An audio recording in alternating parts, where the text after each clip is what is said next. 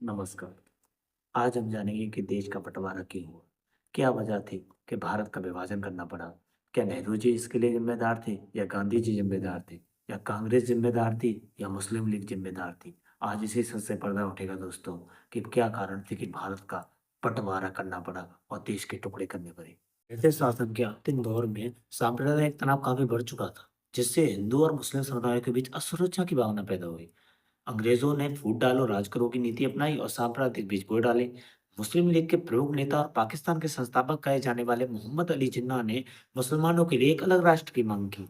उनका कहना था कि कांग्रेस मुसलमानों के हितों के बारे में कभी नहीं सोच सकती, वो सिर्फ हिंदुओं के बारे में सोचती है। कांग्रेस की इसमें भूमिका क्या थी?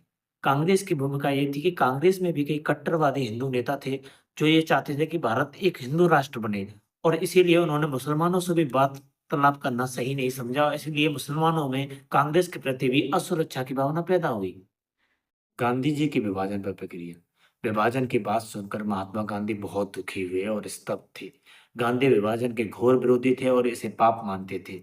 दूसरी ओर जवाहरलाल नेहरू जैसे कांग्रेस के बड़े नेता धर्म के नाम पर होने वाले लोग दंगों को रोकने के लिए विभाजन को सही मानने लगे थे। हालांकि नेहरू ने गांधी जी से वादा किया था कि वे हर स्थिति से गांधी जी को पूरी तरह अवगत कराएंगे, लेकिन ऐसा नहीं था।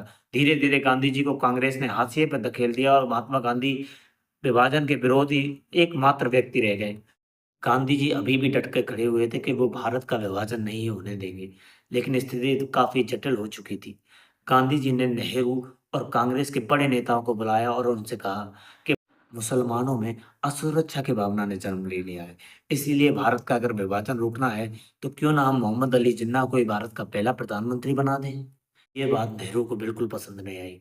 नेहरू जी ने कहा कि ऐसा नहीं होगा।